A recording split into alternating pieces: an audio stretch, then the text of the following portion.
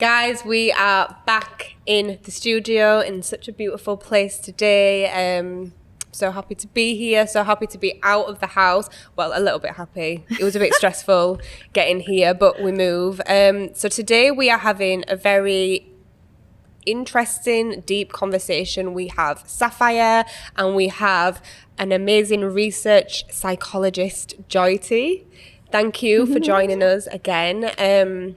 So yeah, we're just going to go with the flow. We've just kind of changed the whole topic, or I have. So how do we even start this conversation?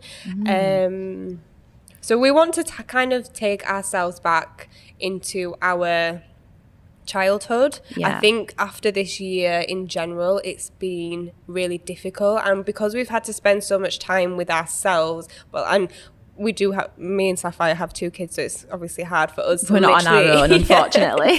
If we are by ourselves, it is lovely. But overall, people have had like a lot more time to think about life and reflect about their childhood, and especially because of the Black Lives Matter movement and so many crazy things have been happening. I think it's an important time for us to really unpack our childhood and see how it is. I felt like was a good question to ask you, Joyti, was that how we know that this time during lockdown is going to have an effect on all of us. Like there's going to be a hangover from this. But for children, what does that look like? Because we can see immediate effects from it. We've done like a whole like Black Parents and Teachers Association discussion around like the effects that it's had on children at the moment. But what will the impact look like in a few years' time, or like next year as they're moving up in school? And also, I guess, for adults as well, like what does it look like? Like what can we expect? Yeah, I think with me, it helps me to break things down into blocks. So I probably look at it like socially, psychologically, educationally, maybe, I don't know, even biologically, like biological, like health-wise, are kids getting out and getting enough health and exercise? Because obviously parents are working from home, you know, usually they'd be playing in the playground. Socially, you know, there's not been a year of them interacting with peers, obviously there's been children that have been born within this lockdown period, so developmentally are they still, you know, have they been able to engage and interact and socialise with other children their age? So obviously that social element might be not compromised, but that's something to consider. Educationally, obviously there's been gaps in formal education, even though there's been virtual learning. I don't know if often there's been that support where what you get in a formal classroom. So maybe just trying to then learn how to get back into learning, that readiness for learning, like even little things like, you know, sitting at a desk and engaging and like working memory, so how aware we are in the classroom, because often learning at home is a bit different from formal school setting. So a couple of factors really, and I think the biggest thing as parents is then maybe being aware of how psychologically demanding it can be for yourself and for children, because you also need to give yourselves a break and be kind to yourselves, because you guys are managing so much. But also just putting your children's behaviour in context. So if they are maybe not themselves, or they're just doing something that behaviourally is just not, you're just thinking, oh, what's going on? Just kind of embrace that and be with them. That's my big thing, is like be with every emotion. So there's no such thing as like a bad emotion or a negative behaviour. It's communicative. So they're trying to tell you something.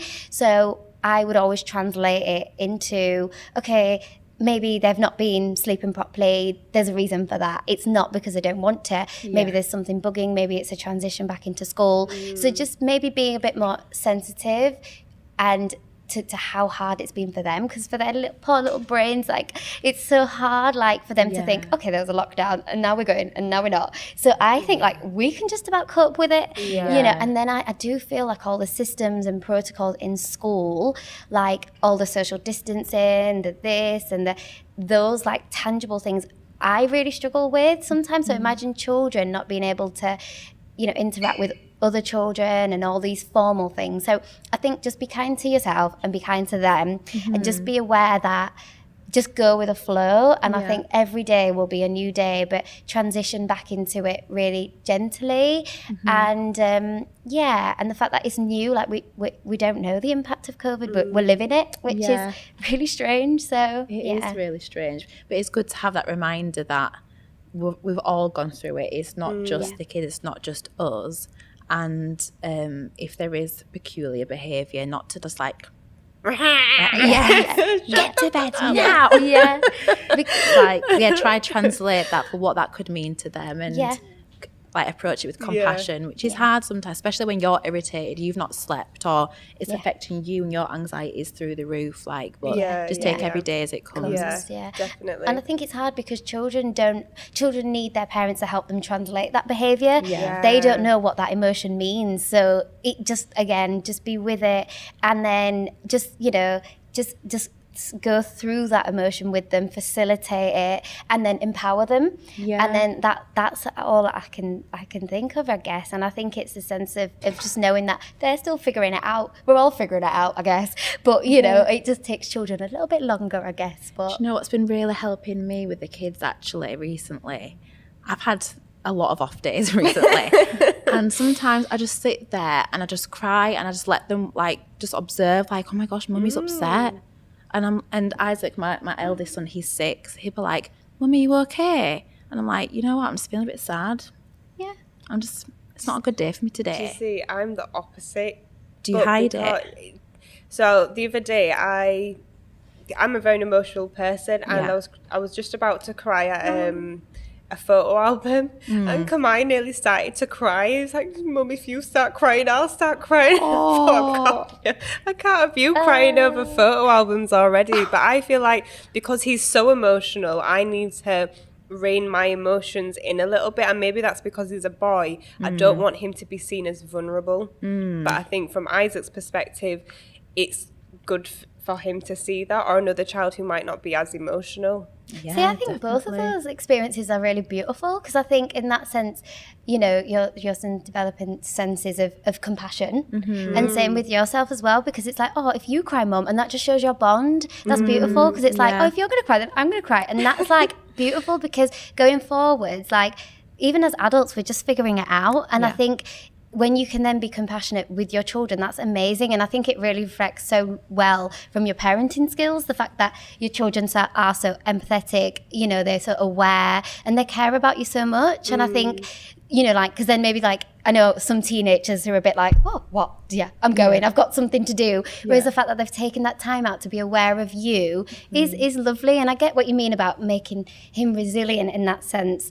But maybe having those conversations that, okay, it's a bit sad, but let's work through it together and going forwards. But I think having that fact that he wants to do that is so lovely, because I think it's so valuable being sensitive. And I'm a very sensitive person, and I don't downplay it anymore. I'm actually really proud of it. So if I want to cry, I will cry. And if I want to, you know, we just need to really be proud of it. And I think often it's seen as not a failing, but it's seen as something which is like, oh, like you're very sensitive, and it's like it's a weakness, which is a bad thing to other people. No, I think we need to embrace the fact that at least we're honest with our emotions, and we don't have to then, you know, suppress them. I think own it, cry. Yeah. That's one of my things. Like, I love being vulnerable, because I really do see it as a strength. Like, if I'm owning my emotions, there's nothing that you can use against me, because I'm going through everything 100% and it's all on show. But I feel like, crying in front of the kids has allowed them to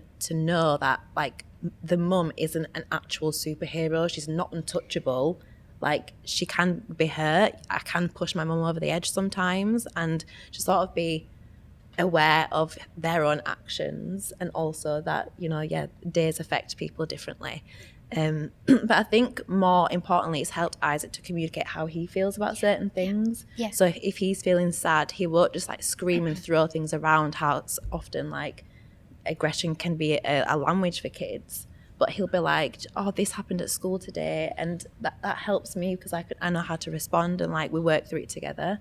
And the same with my daughter, she's 4, and it's like use your words, don't scream, don't like yell the house down, use your words, and we know how to like get through that a bit more. Yeah, bro. I think So it's it's really translating helpful. it, as you were saying, like, or moving that into something else, but really getting on their level to say, okay, how did that affect you? Let's talk it through. Do you want to draw me a picture about how it made you feel?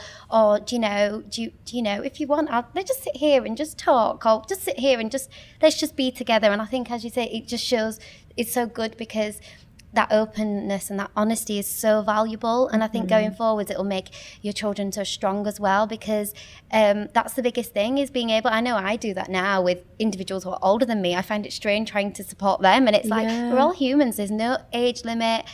Every day we're learning. And I think it's the sensitivity that children have, which is beautiful. And it's that innocence they have. And I think what you're probably doing now is amazing, because you're developing such beautiful reflective skills. So at least now, when obviously there'll be life stresses, school stresses, they can be open and aware of their emotions, and say, I'm feeling a bit sad today, which is amazing, rather than it manifesting into something else. That's what I hope for. Same. So how would you relate that to, I guess, us as parents and the children's inner child? I think obviously there's that sort of effect which what children will see, they will sort of absorb. And I think, but who's to say there's wrong behaviours and good behaviours? I think every behaviour is valid. Obviously, if there's a dangerous behaviour or something that needs to be questioned, then that's different. But I think at the end of the day, it's quite valuable that as adults you can have that nice relationship where you sit and you're empathetic together and you're working through emotions together, because that gives the children as well a safe haven where they know that whatever happens I go through, I'll be protected. But then you're also empowering them through that journey. So we've been through that experience together, but next time I can do it alone. So I'm stronger. And I think the fact that you've facilitated that is massive for their development. So I think, you just need to be so proud of yourselves and just be like, pat on the back. I think, we've definitely come on miles since our parents, I think, because I had a really bad relationship with my dad growing up, especially through my teenage years. He was just so like, when the room just feels tense, like someone's presence is tense in the room and you're like walking on eggshells around them. And it's like I built a survival, not that he was abusive or anything like that, it wasn't anything like that. He was just very aggressive, like in his tone, in the way that he spoke to me sometimes. And I developed a survival technique on how, like, what buttons not to press and what things not to say and how not to act around him. And no matter how bad it got or how bad he shouted at me, he'd always come back and be like, do you know what, I'm sorry about that, I took it too far. And that's helped me and my parenting to be like, no matter how angry I get or if I lose my rag or whatever, I can come back and be like, okay, I'm really sorry that I shouted at you tonight, guys. That was nothing to do with you, actually. It was me. But I think just the fact that he had that vulnerability to come back after a really bad day of shouting has enabled me to do that. But I think we've come on leaps and bounds since our parents, like in their ways of parenting, just because we're so conscious and aware of how we are and what we've learned growing up from them. And I don't think they had the tools to do that. No, definitely. I was going to say in regards to your dad, because he's Jamaican. Yeah. So you could, I guess, argue that it's then his upbringing, how he was. And I know, especially in the Black community, there's this generational trauma, which is passed down. And I think especially, again, with the Black community and going, I guess, all the way, unfortunately, back to the slavery times, how they were treated has kind of then rippled down to how parents then treat their children and then how we treat other people. And because we haven't necessarily always been taught, well, we have, as you said, but our parents and elders haven't necessarily been taught compassion and taught how to love themselves first instead of hating or beating or being aggressive, because you could argue they were in their survival mode. They just had to live. They didn't know how to love as well. And it's like, we are now the generation who's just trying to break that cycle completely. Yeah, I think it can go down two ways. Like, you know how people say, oh, I've been through an abusive situation, but that doesn't turn me into an abuser. Like, it can go either way. Yeah. I think it's the same, like having experienced trauma, you can unfortunately pass on that trauma, or, you know, you can pick up tools and really fight against that. But I think either way, our parents haven't had the chance to heal, whether they've picked up tools along the way and have fought against passing on that trauma. They've not had the chance to heal, and so subconsciously are passing that on. Like, even biologically, I believe that like trauma can be passed on through like genes and energy, and so it's really tough, because I do think it's a generational trauma thing. Like, I said to my dad like a couple of years ago when I first was studying psychology, because I've done like an access course in it before, and I was like, Dad, I figured out the problem with Black people. We all need counselling. And he's like, no, that's not for us, no. And I'm like, are you kidding? Like, you have so many problems. Get counselling, please. Just talk to someone. Just talk it out. Yeah. And I think it's sometimes the expectations that families have on them. So obviously sometimes males, they have certain expectations, or at least they feel they have, and they have to live up to that. Yeah. And it's also promoting those healthy conversations. And often, you know, it's moving away from that being the breadwinner and doing the work in, and having that sensitivity. And I think it's hopefully now, again with your children, we're breaking that cycle, and that's massive, because it'll only be intergenerational if we allow it to. So it's up to us, again, as you said, getting the tools. You're equipping your children now with the relevant tools. And you can only do that now by looking at something and be like, actually, this doesn't work.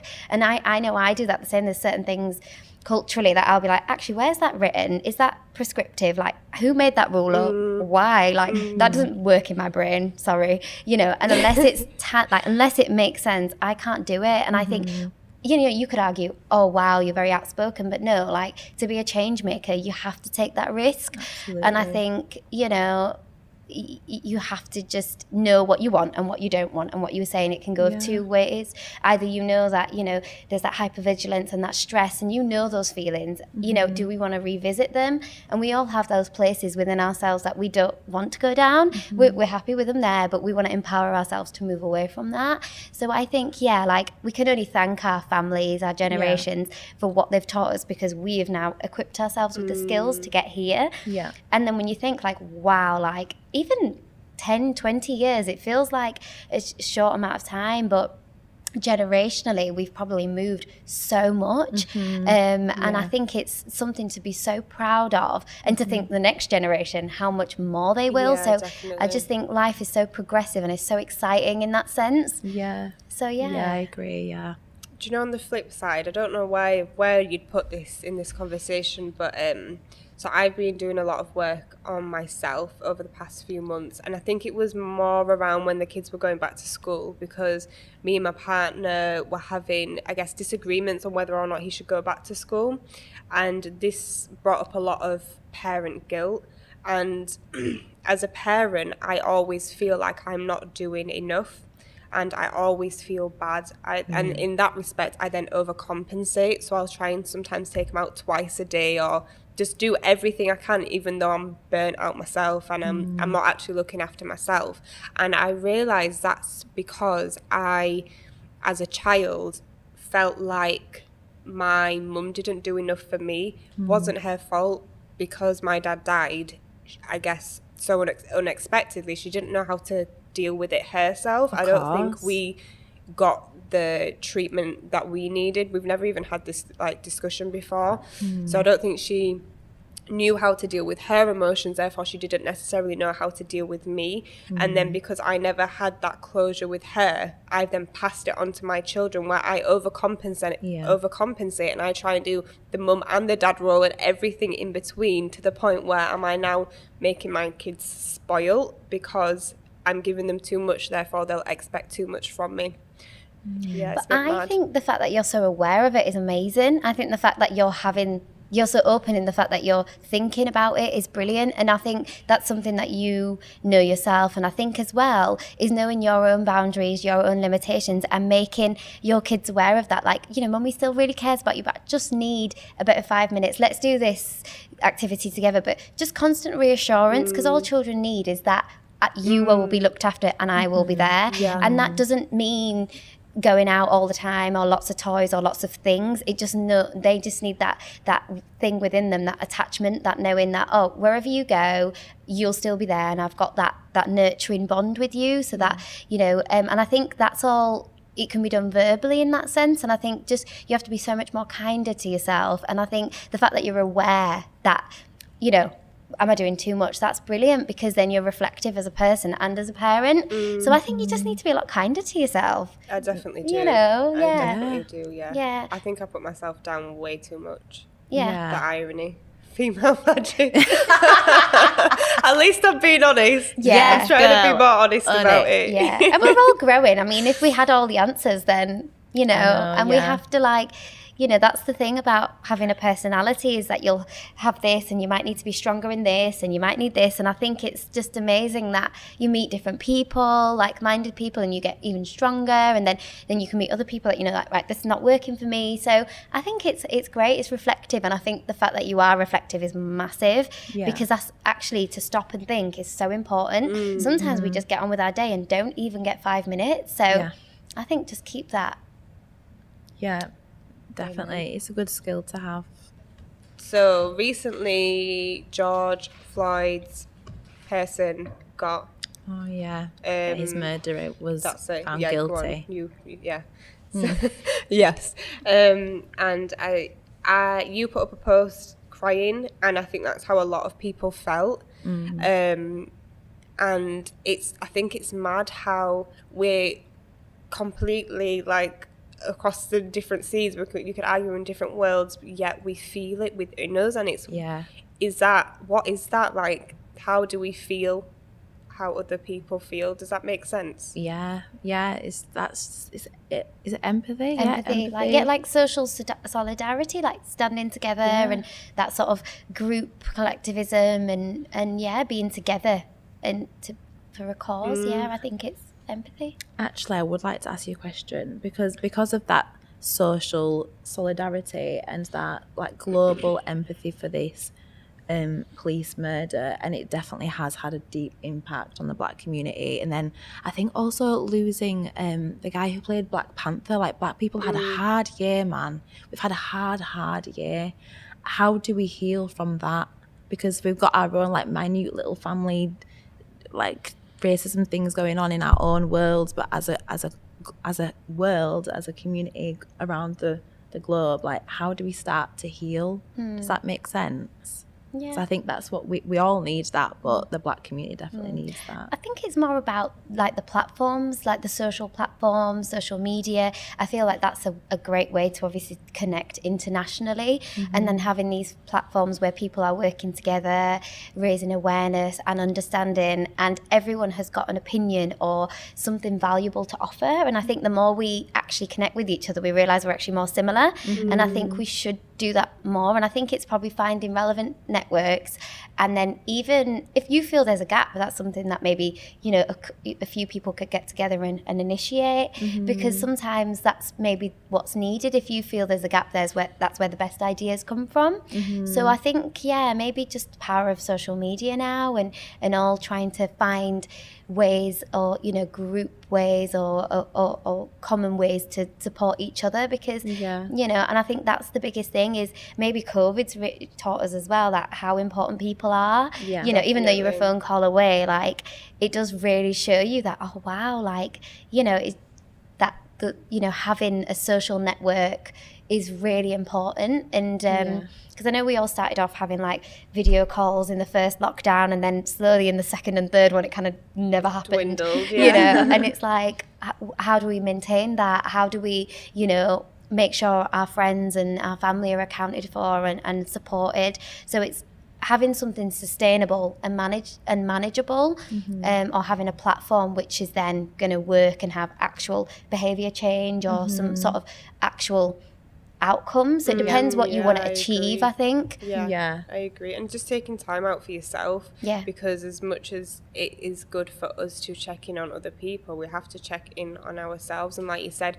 how can we help as individuals? What difference can we make? However big or small it is, what can we do to help the community and just places overall? Because I remember even like the Indian farming and stuff.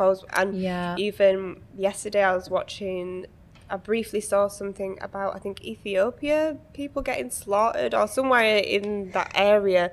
And there is a lot of pain, but you have to, I guess, remember that within that pain there is also goodness and healing and everything in between. Yeah. There's been a lot going on this year, hasn't there? Damn, this was a little deep. But Yeah, and I think it's good to have healthy conversations and share, because often we're all going through the same thing, and it's amazing. Like that's, I think, the best thing I've liked about growing up is that you meet like-minded people, and then you can just develop new relationships, and and you're all kind of going through things but differently, and you can share. And I think often it takes a bit of maturity. Obviously you can have that at any age, but I think it's more solid as you get a little bit older, when you're ready to reach out and to share and be like-minded. So I think just keep talking, keep getting your voice heard, and before you know it, there's always someone out there who feels the same way. Definitely. And even if they feel a little bit different, that's your opportunity to educate them and to make them, you could maybe learn something from them, they can learn something from you. Yeah, I agree. Use your voice. It's the power of using your voice. I think for so long and for so many generations, they haven't been able to use their voice, and now we are the generation where we have the tools, we have things like this to empower other people and empower ourselves. We just have to have the courage and the confidence to do it. Yeah. Amen. Okay. Thank you for watching. It's been a pretty deep conversation. Make sure you like and subscribe to the YouTube channel. If you're listening on the podcast, make sure you give us a rating, follow us, and if you'd like to speak to any of us personally, follow us at Female Magic. Do you want to say it, actually? You can say it. It's okay. No, I don't remember your just tag me, and I think it's Think Positive, Work Powerful. So that's what I'm all about, is just positive thinking, working, study tips, and just time management, project management. Just be kind to yourself, I think. So Thank you. We'll see you next time.